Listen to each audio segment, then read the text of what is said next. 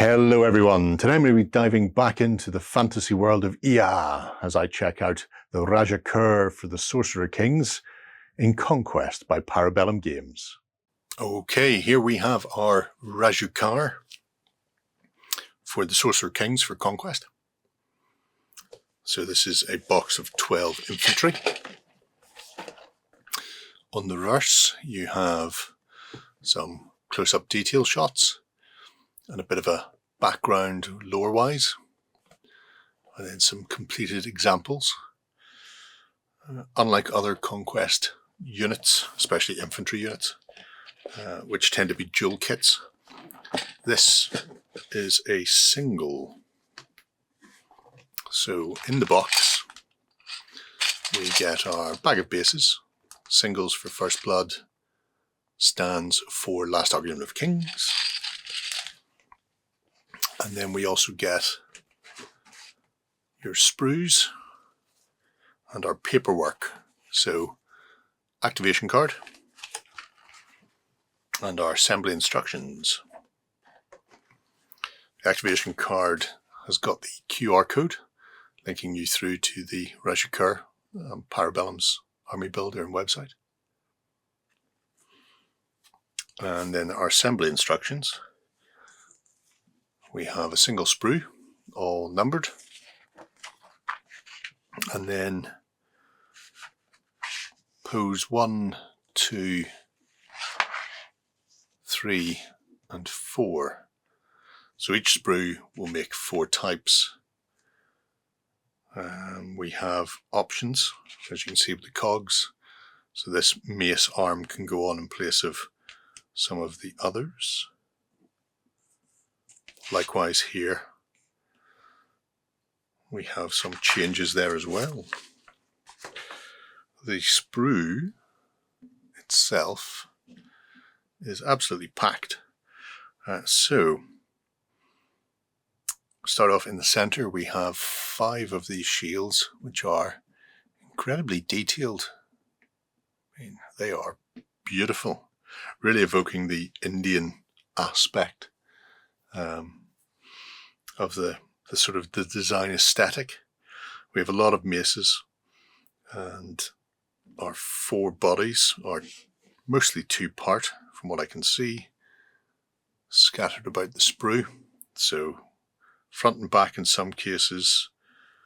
We have a set of legs here separately in another case. You may be able to see that the legs and internal chest parts are all lettered, but the sprue itself is numbered as well, so you can build the bodies without having to look any further. We have 1 overly large shield, so for 5 shields for 4 people, presumably a champion. We also have a standard, which is going to be on every sprue. That's a really nicely designed standard with a lot of raised detail on it. If you're not fond of freehand, that'll do a lot of the work for you. So, have a selection of half heads, again numbered on the heads themselves as well as on the sprue, so you shouldn't be able to confuse matters when it tells you pick up head 39, and you know head 39 is 5 and 5 wherever it is. So yeah, that's a nice touch. Should make assembly much easier. In fact, there's 5 over there. Bish bash bosh. Right, let's get the troops assembled and we'll see how they look when they're all done.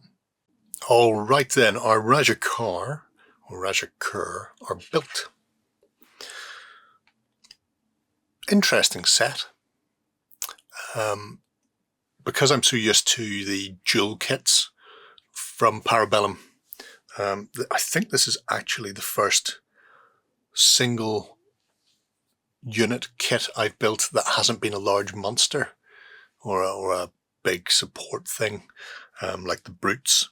So because the infantry are only built as the Rajakur, they've actually been able to stuff an awful lot of extra bits and pieces onto the sprues.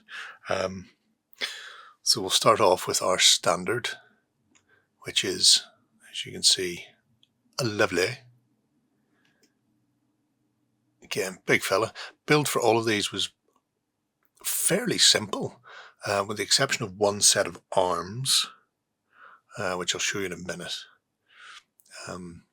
because all the arms were lettered in the same way that the bodies are. So front A, back A, left arm A, right arm A, bam, put it all together. You've got your arms are all there, your body's built. The only thing that isn't is the heads. And the heads are actually extensive on this kit. So when you look at it, you've got 3 of each body in the box, because you get 3 sprues. And this shows the 3 built. There are 8 heads per sprue that are all unique. So you're only having 4 duplications. There are also 2 mace hand weapons. So this big Satsuma-like one with the segments, and then a flat crossed one, which means when you come to build your regiment up, you have a lot of flexibility to give a variation in build between heads and weapon types. The arms are relatively set, so even though you can swap the hands round in some cases, the shield arms are going to be in the same position, but then you've got 15 shields for 12 men, 3 of which are large, sort of a champion type shield, but there's no reason you can't use those multiple times, which just allows you then to play around with the builds to make them a bit more unique, stop the repetition. Detail's really nice on all of these.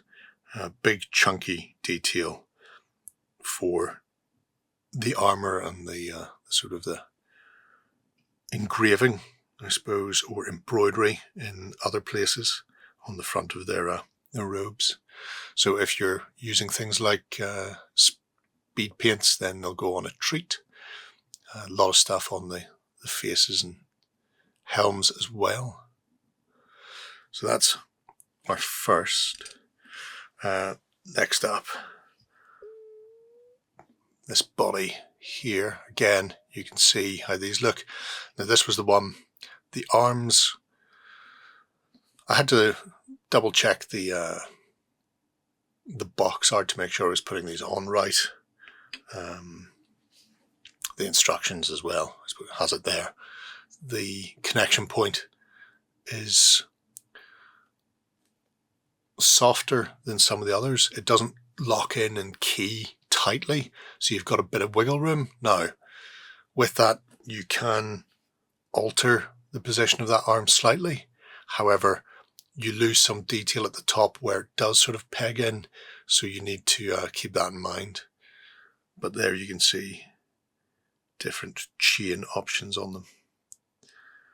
Again, really nice looking figures. And then we have our hero type. So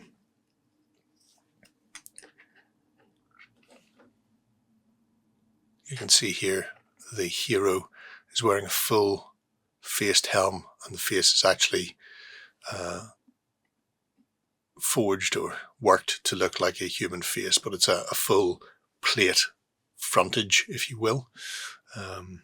So he's a bit bigger, bulkier and taller than his compadre.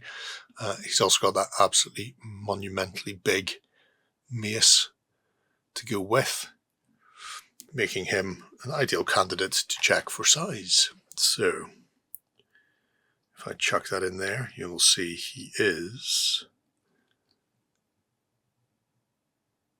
just over 35mm to eye level. His non-captain version is about 35mm to eye level. So that head just gives him a slight advantage there. So you know your champion's a bit bigger. And he looks more spectacular for it. But overall, nice models to put together, very quick and easy.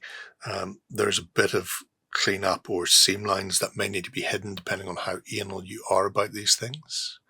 But you might get away with just a quick buff with wire wool and a run over with some polystyrene cement, thinned down poly cement. But yeah, there's a terrific looking set of figures that you can put onto the tabletop for your Sorcerer Kings. There we go. Somewhat unusual insofar as for an infantry set it's not a dual kit for once, but reflective of how the Sorcerer Kings infantry are fielded. So your standard Rajakur infantry are heavily armoured, very ornate, wielding all the maces, while the sort of infantry archers are very, very lightly armoured, and they're better described by the disciples of Danur. So hopefully you'll see more of those in the future, but this set absolutely blew me away. Stunning looking models, really intricate, fine detail on them, and definitely worthy of a king. Let me know what you think below. Until next time, bye-bye. Go ahead and check out our other content on screen now. And while you're at it, why not hit subscribe and remember to ding our dong. Go on, you know you want to click it. Go on.